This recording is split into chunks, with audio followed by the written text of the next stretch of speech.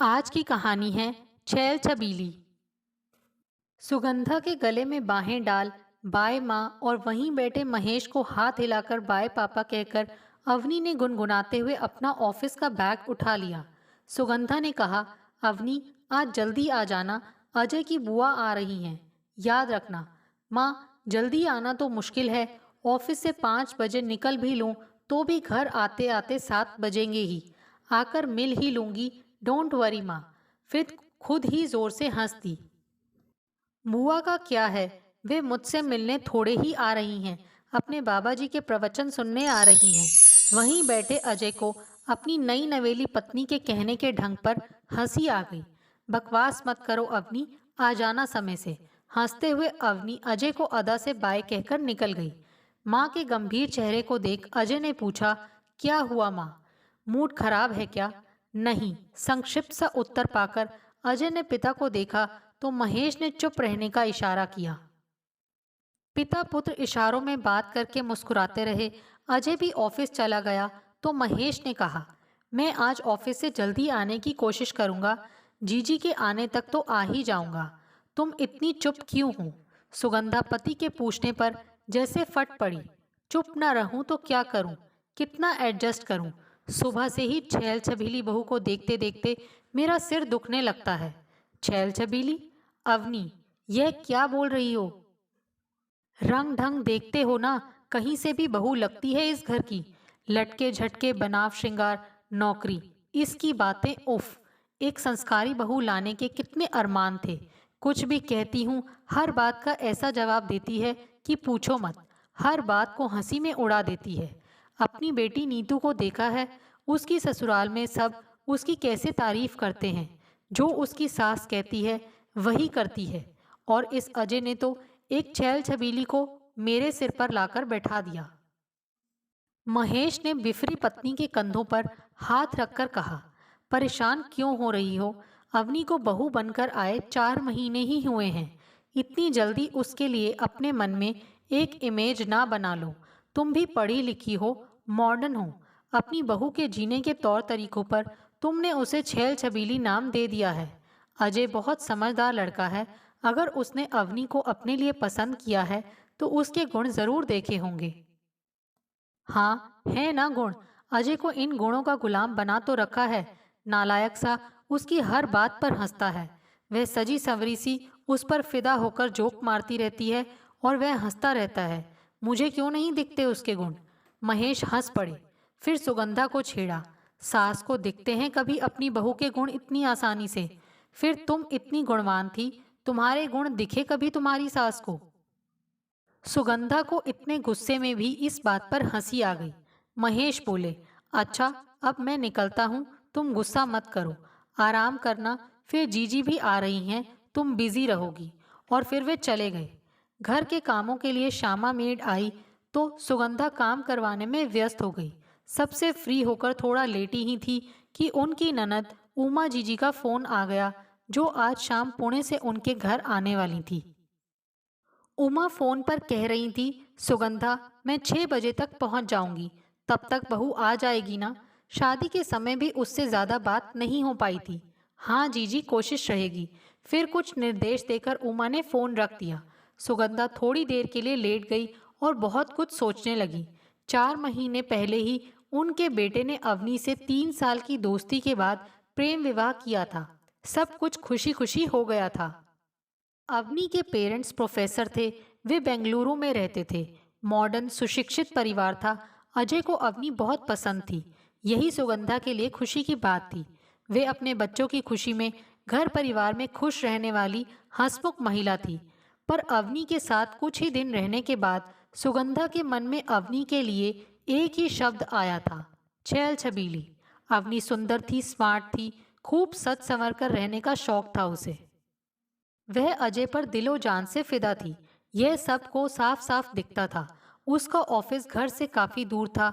अजय से पहले ऑफिस निकलती, अजय के बाद ही घर पहुंचती। मुंबई में ऑफिस आने जाने में अच्छी खासी परेशानी होने के बावजूद घर आते ही झट से फ्रेश होकर सबके साथ उठती बैठती। हमेशा अपने कपड़ों का, चेहरे का, हेयर स्टाइल का, एक्सेसरीज का इतना ध्यान रखती कि सुगंधा हैरान सी देखती रह जाती। घर में ऐसे रहती जैसे सालों से यही उसका घर था। सुगंधा कई बार महेश के सामने भी उसे छैल छबीली कहती तो महेश उन्हें हंसकर टोक भी देते। कुकिंग का अवनी को कोई शौक नहीं था। एक दिन सुगंधा ने प्यार से अवनी से कहा, अवनी, छुट्टी वाले दिन थोड़ी थोड़ी कुकिंग भी सीख लो। उस समय चारों साथ बैठे थे। अवनी ने पूछा, क्यों माँ? बेटा, भले ही मेड है पर कुकिंग आनी भी तो चाहिए। माँ, मुझे थोड़ी बहुत कुकिंग आती है, उतने से अभी चल जाएगा, फिर कभी सीख लूंगी। और फिर उसने सुगंधा के गले में बाहें डाल दी। माँ, मुझसे किचन में घुसा नहीं जाता। जब भी आपको ज़रूरत होगी हम फुल टाइम कुक रख लेंगे, आपको भी आराम मिलेगा। मैं तो कहती हूँ कुक रख ही लेते हैं।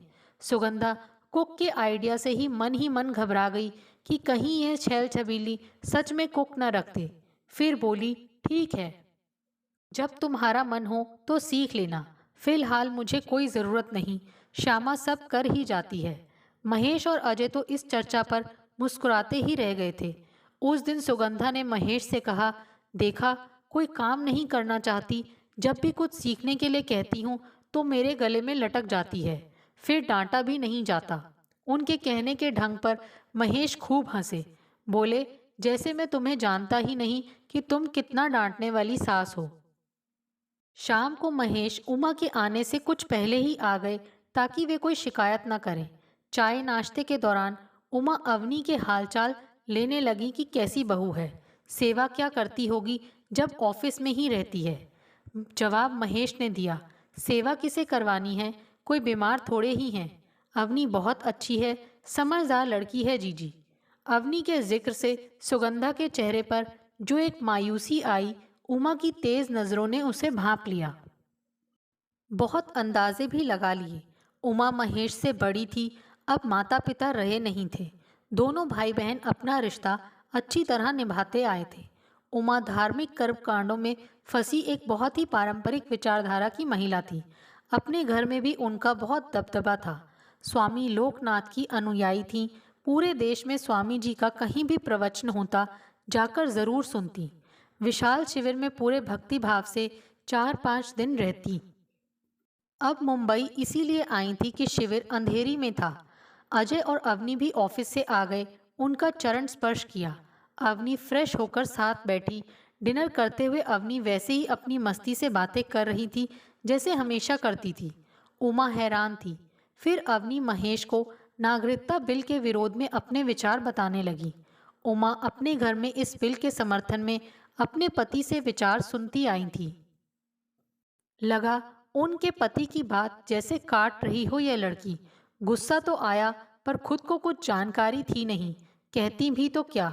अवनी कह रही थी, पापा, मेरे फ्रेंड्स इस बिल के विरोध में बहुत शांतिपूर्ण प्रदर्शन कर रहे हैं। मेरा भी उन्हें ज्वाइन करने का मन है पर ऑफिस में ज़रूरी मीटिंग्स चल रही हैं। उमा ने जैसे चिढ़कर जानबूझकर उसकी बात काटी। मैं सोच रही थी इस बार सुगंधा भी मेरे साथ चलकर स्वामी जी के शिविर में रह ले। तुम जरा घर देख लेना बहू, बुआ जी माँ तो नहीं जाएंगी शिविर में।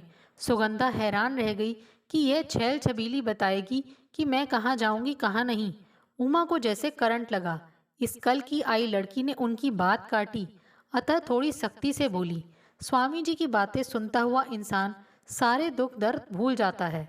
अवनी ने ठहाका लगाया, ये स्वामी जी बंद करवाएंगे सारे डॉक्टर्स के क्लिनिक, नासा वाले ना पकड़ के ले जाएं इन्हें। बहू, तुमने कभी ज्ञान ध्यान की बातें नहीं सुनी शायद। सच संवर कर सुबह सुबह ऑफिस जाना एक बात है, आध्यात्म के रास्ते पर चलना दूसरी। इस सख्त सी आवाज पर अवनी का चेहरा मुरझा सा गया। वह प्यारी लड़की थी, खुश मिजाज। यहाँ भी उसे कभी कोई ऐसे बोला नहीं था, पर अवनी भी अपनी तरह की एक ही थी। धीरे से बोली, बुआ जी, ज्ञान ध्यान की बातों में मेरी सच में कोई रुचि नहीं। उमा के माथे पर त्योरियां आ गईं। सुगंधा को घूरा, साथ चल रही हो। सुगंधा को अपने घर की शांति बहुत प्यारी थी, पर जीजी को साफ मना करने की हिम्मत नहीं होती कभी। धीरे से बोल ही दी, जा नहीं पाऊंगी जीजी, बैठने में मुश्किल होती है। उमा के चेहरे पर झुंझलाहट थी। सुगंधा आज बोली तो अजय ने भी कहा, हाँ माँ, आपको जाना भी नहीं चाहिए। बुआ, आप ही हो आना। उमा के चेहरे पर नागवारी छाई रही। रात को जब सब सोने चले गए तो उमा ने सुगंधा को सोफे पर बैठाकर कहा, सुगंधा, बहू तो बड़ी तेज लग रही है तुम्हारी। सुगंधा चुप रही। इसकी लगाम कस कर रखो। सुगंधा हंसती।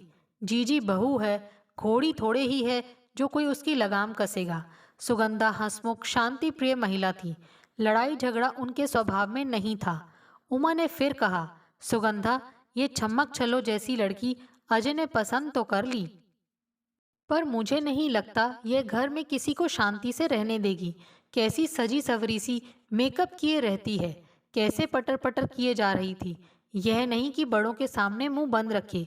सुगंधा फिर मुस्कुरा दी, न चाहते हुए भी बोल ही पड़ी, छम्मक छल्लो। हाँ जीजी, मैं तो इसे मन ही मन छैल छबीली कहती हूँ। उमा को जरा हंसी नहीं आई। बोली, लटके झटके देखे और अजय उसी को निहारता रहता है। यह रोज रात तक ऐसे ही फ्रेश बैठी रहती है। हाँ जीजी, ढंग से पहनने ओढ़ने की बहुत शौकीन है। कुछ नहीं, पति को रिझाकर अपने पल्लू से बांधने में होशियार है ये लड़कियां आजकल। सुगंधा को बहुत सारा ज्ञान भगार कर उमा अगली सुबह शिविर में रहने चली गई। वहीं से पुणे लौट जाएंगी। उनके जाने के बाद अजय ने कहा, अवनी, तुम तो बुआ जी के सामने काफी बोल ली। माँ तो आज तक इतना नहीं बोली। माँ जितनी सीधी है ना अजय, उतना सीधा बनकर आज के जमाने में काम नहीं चलता है, बोलना पड़ता है। शांत और गंभीर स्वर में कही अवनी की इस बात पर सुगंधा ने अवनी को ध्यान से देखा। वे ऑफिस के लिए तैयार थी। उसके चेहरे पर हमेशा एक चमक रहती थी। खुश, शांत, सुंदर चेहरा। अजय से 4 साल बड़ी नीतू अपने दोनों बच्चों यश और रीनी के साथ छुट्टियों में पुणे से मुंबई आई। आई ने उसने आकर कहा, अवनी के साथ रहने से मन ही नहीं भरा था। बड़ी मुश्किल से छुट्टी होते ही आ पाई। नीतू का पति सुधीर साथ नहीं आया था। वह पुणे में अपने सास ससुर के साथ रहती थी। नीतू और अवनी की खूब जमी। बच्चे अपनी मामी पर फिदा थे। सुगंधा तब हैरान रह गई जब अवनी ने किसी के बिना कहे नीतू के साथ समय बिताने के लिए छुट्टी ले ली। नीतू परंपरावादी सास के कठोर अनुशासन में रह रही बहू थी। नीतू अपने सास ससुर के नियमों के कारण खुलकर सांस लेना ही भूल चुकी थी। सुधीर भी माँ की ही तरह था। नीतू के हाथों गले में पता नहीं कितने धागे बंधे हुए थे। अवनी ने कहा, दीदी, आजकल मैचिंग एक्सेसरीज पहनने का ज़माना है। आपने ये सब कहाँ से पहन लिया? नीतू झेप गई। मेरी सास पता नहीं कितने पंडितों मंदिरों के चक्कर काटती रहती हैं। कुछ भी हो जाए झट से एक धागा लाकर बांध देती हैं। मेरी तो छोड़ो, सुधीर को देखना कितने धागों से लिपटे ऑफिस जाते हैं। मुझे तो यही लगता है कि उनका ऑफिस में मजाक ना बनता हो। अवनी खुलकर हंसी। अगर उनके ऑफिस में कोई मेरे जैसी लड़की होगी तो मजाक जरूर बनता होगा। नीतू भी हंसने लगी। सुगंधा वहीं बैठी थी। बोली, अवनी, अपने नंदोई का मजाक उड़ा रही हो? हाँ माँ, बात ही ऐसी है। सुगंधा अवनी का मुंह देखने लगी कि क्या करूं इस लड़की का। नंदोई का मजाक खुलेआम उड़ा रही है, जो मन आए बोल देती है। घूमने जाने का प्रोग्राम बना। अवनी ने नीतू से कहा, दीदी, हर समय सूट साड़ी पहनती हो, वेस्टर्न नहीं पहनती। हाँ, माँ जी को साड़ी ही पसंद है। अवनी को जैसे कुछ याद आया। बोली, आप उनसे यह क्यों नहीं कहती बेबी को बेस पसंद है। गाते हुए सलमान खां ही स्टेप करने लगी तो कमरे में बैठी नीतू, उसके बच्चे अजय हंस हंस कर लोटपोट हो गए। बाहर बैठी सुगंधा ने उनकी आवाज़ें सुनी तो मन ही मन कहा कि शायद छैल छबीली को फिर कोई हरकत सूझी होगी, पर अंदर ही अंदर वे नीतू के लिए अवनी का प्यार देखकर खुश भी थी। बेटी मायके आकर कभी इतनी खुश नहीं दिखाई दी थी जितनी वह अवनी के साथ थी। तभी उमा का फोन आ गया। अवनी के बारे में पूछती रही, उस पर थोड़ी सख्ती रखने के लिए समझाती रही। सुगंधा ने चुपचाप सब सुना। नीतू 1 हफ्ते के लिए ही आई थी। अभी उसे आए तीसरा ही दिन था। सुगंधा के मोबाइल पर उनके भाई सुनील का फोन आया। उनका बेटा विजय अपनी फैमिली के साथ मुंबई घूमने आ रहा था। सुगंधा इस फोन के बाद काफ़ी गंभीर दिखी। उन्होंने जब सबको विजय के आने के बारे में बताया तो महेश और अजय तो सामान्य दिखे, पर जब सुगंधा और नीतू ने एक दूसरे को देखा तो उन दोनों के चेहरे पर छाया तनाव अवनी से छिप ना पाया। उसके बाद अवनी ने पूरा दिन नीतू को उदास और चुप ही देखा। अब तक हंसती मुस्कुराती नीतू बिल्कुल चुप हो गई थी। उसके बच्चे शांत, आज्ञाकारी बच्चे थे। वे कभी कुछ पढ़ते, कभी कार्टून देख लेते, कभी बाहर बच्चों के साथ खेल आते। अगले दिन महेश और अजय के जाने के बाद जब बच्चे टीवी देख रहे थे, सुगंधा के कमरे से नीतू की धीमी सी आवाज़ आई। जानबूझकर बाहर खड़ी अवनी सुनने की कोशिश करने लगी। वह अब इस घर को अपना घर समझती थी। वह जानना चाह रही थी कि ऐसी क्या बात है जो दोनों के चेहरे का रंग विजय का। नीतू कह रही थी, माँ मैं सुबह ही पुणे निकल जाती हूँ। नहीं बेटा, अभी इतनी मुश्किल से तो तेरा आना हुआ है। नहीं माँ, मैं विजय की शक्ल भी नहीं देखना चाहती। अपनी फैमिली के साथ आ रहा है। तू चिंता मत कर, इग्नोर कर। माँ आप हमेशा यही कहती रहोगी, इग्नोर कर। मुझे नहीं देखनी है उसकी शक्ल। बाहर खड़ी अवनी समझ गई। वह अंदर आकर दोनों के साथ आराम से बैठ गई।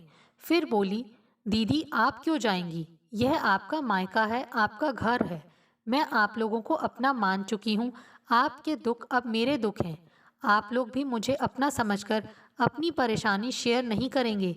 ज़रूर करूँगी अवनी, तुमने तो मेरा दिल जीत लिया है। कह नीतू ज़रा नहीं झिझकी, खुलकर बताया, विजय मेरे मामा का बेटा है। बदतमीज, चरित्रहीन। मेरी शादी से कुछ दिन पहले यहाँ आया था। उसने मेरे साथ बदतमीजी करने की कोशिश की। मेरे चिल्लाने, गुस्सा होने पर फौरन चला गया। पर उसे कुछ कहने के बजाय माँ ने मुझे ही चुप रहकर इग्नोर करने के लिए कहा। मेरी शादी में नहीं आया था, अब आ रहा है, पर मुझे उसकी शक्ल भी नहीं देखनी है। तो आप उसकी शक्ल नहीं देखेंगी दीदी, पर वह आ रहा है ना। सुगंधा चुप थी। अवनी ने कहा, माँ आप ही नहीं, कई माएँ ऐसा करती हैं, बेटी को ही चुप करवा देती हैं। माँओं के चुप करवाने से बेटियों का जख्म और गहरा हो जाता है।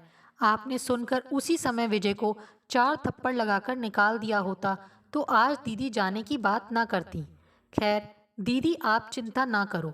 एक तो मैं यह भी देख रही हूँ कि कोई भी मुंबई यानी यहाँ चला आता है और माँ का कितना काम बढ़ जाता है। माँ कुछ कहती नहीं, पर थक जाती हैं। मैं भी ऑफिस में रहती हूँ, चाहकर भी माँ की हेल्प नहीं कर पाती। और दीदी को तो मैं ज़रा भी परेशान नहीं होने दूंगी। कहते हुए अवनी ने तुरंत अजय को फ़ोन किया। अजय, तुम्हें इतना करना है कि अपने मामा को फ़ोन करके कहो कि हम सब अचानक बाहर घूमने जा रहे हैं। माँ को पता नहीं था, तुमने सरप्राइज़ देने के लिए पहले ही टिकट्स बुक किए हुए थे। उधर से अजय ने क्या कहा वह तो किसी को भी नहीं पता चला, पर अवनी के होंठों पर एक प्यारी मुस्कान दिख रही थी। वह बोल रही थी, अभी करो phone, okay, love you too, bye. Neetu के चेहरे पर मुस्कान फैल गई। सुगंधा भी मुस्कुराई तो अवनी उनकी गोद में सर रखकर लेट गई। माँ ये सब करना पड़ता है, गऊ टाइप औरत बनकर अब काम नहीं चलता। हमारा तेज तरार होना आज की ज़रूरत है। अजय मुझे आपके सीधेपन के कई किस्से सुना चुका है, पर आपको चिंता करने की ज़रूरत नहीं।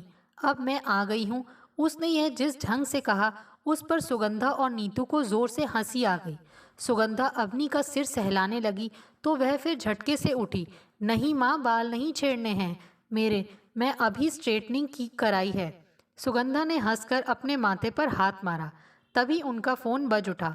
उमा का नाम देखे वे रूम से बाहर चली गईं। उमा ने हालचाल पूछा, अपने स्वामी जी की तारीफ की।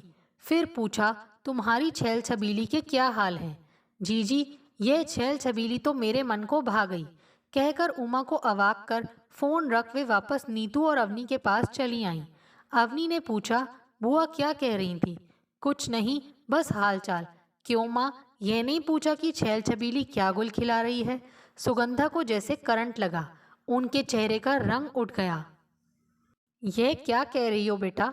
अवनी अब हंसकर लोटपोट हो रही थी। डोंट वरी माँ, मैंने अपना ये नाम एंजॉय किया। आप दोनों जिस दिन ये सब बात कर रही थी, मैंने उस दिन भी ऐसे ही सुना था जैसे आज आपकी और दीदी की बात सुनी। वे क्या है ना माँ, अभी बताया ना कि मैं गऊ टाइप बनकर जीने का जमाना गया। सब पर नजर रखनी पड़ती है, पर मैं सचमुच आप लोगों को प्यार करती हूँ। कहकर अवनी सुगंधा के गले लग गई। नीतू उन्हें घूर रही थी। माँ, ये क्या किया आप लोगों ने? सॉरी सॉरी सॉरी बाबा, कहकर सुगंधा ने नाटकीय ढंग से कान पकड़े तो तीनों हंसने लगे। अवनी ने फर्जी कॉलर ऊपर किया। देखा, इस छैल छबीली ने सास को कान पकड़वा दिए। सबकी मीठी सी हंसी से कमरा गूंज उठा। दोस्तों, आपको हमारी ये कहानी कैसे लगी? प्लीज़ कमेंट्स करके बताइए। Thanks for watching this video.